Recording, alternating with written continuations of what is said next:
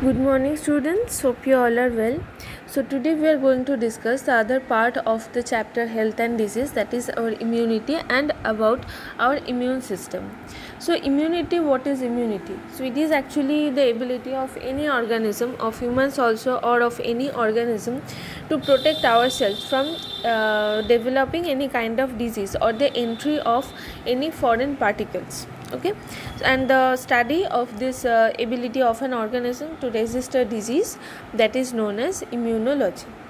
So the scientist Edward Jenner is known as the father of immunology, and it is most important in case of our immunity to recognize our own cells and to recognize the invader cells. Means our own body cells, they are known as the self cells, including any kind of our body cells, proteins, macromolecules and all the invaders, means all the foreign particles, foreign proteins, these are known as the non-self particles.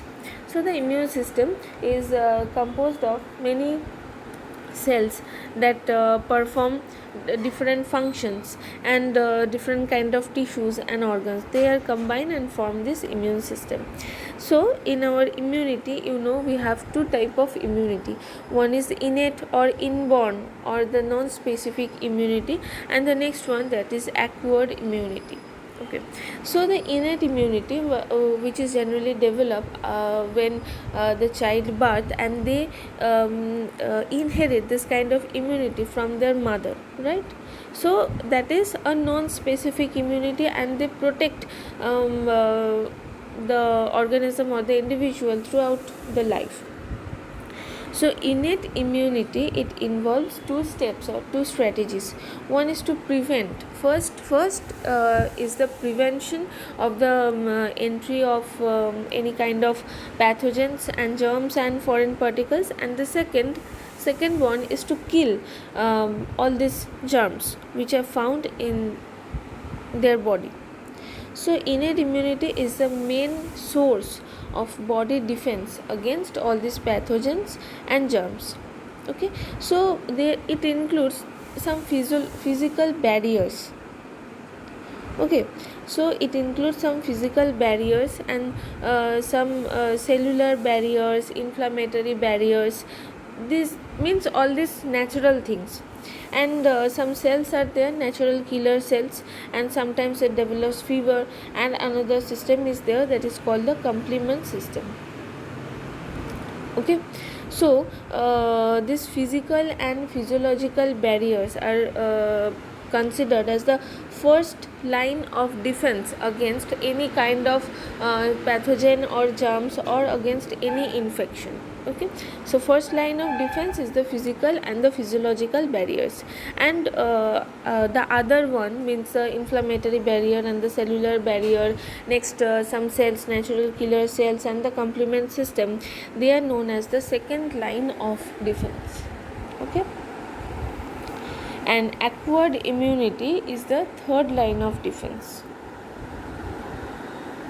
So in inborn immunity only the first and second line of defense, and the acquired immunity, that is the third line of defense. So let's see what is the external defense or the first line of defense. So these are all the physical barriers, like our skin, our epithelium, where the mucus are secreting from the epithelium, and some hairs and cilia are present in some nasal tract and some other parts of our body. So all this. So let's start with skin. So obviously it is the outermost layer of our body, and it is made up of keratin. Which protein? It is made up of keratin, which is impermeable to almost everything, including the microbes also. Okay, so through our skin, all the microbes cannot enter. So obviously it is a first line of defense. So a lot of microbes settle on the surface of the skin, but an interrupted skin does not allow does not allow them to enter in our body. Even if there is any cut in the skin surface, it immediately plugged by the clotting of blood, that to prevent the entry of germs. That means skin protect us from the entry of germs, and it is the first line of defense. Okay, next is the mucous membrane. So in our alimentary canal, in our mouth, respiratory tract, and in our nasal passage, and sometimes and also in the urogenital tract, mucous membranes are there. It secretes mucus which trap the pathogen and prevent their entry into our body. Okay, so in different parts of our body, like in our respiratory tract, in our mouth, in our alimentary canal, urogenital tract, and nasal passage, mucus is secreting from their membrane, and they trap the pathogens, and they can destroy the pathogen also. Nasal passage, in the nasal passage, nasal hairs are there which can trap the dust particles. Cilia are present in our windpipe, which can trap the bacteria in the mucus and throw them out.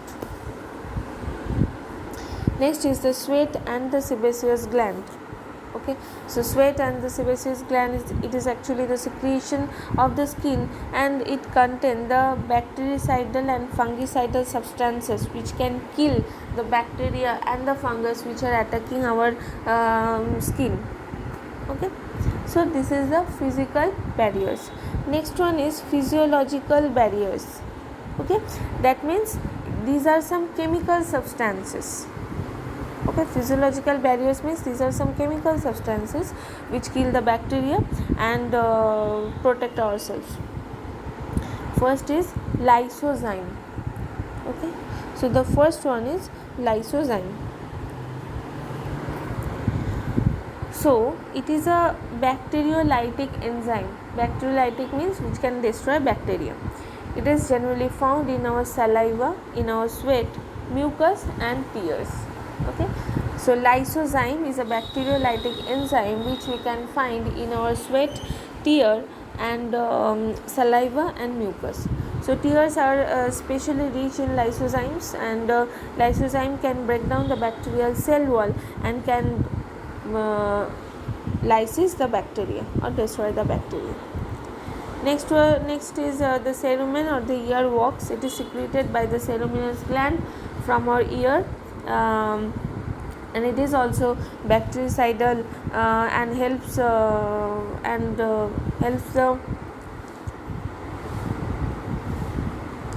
to trap some particles, and after that they can destroy that. Next is the acidity in stomach.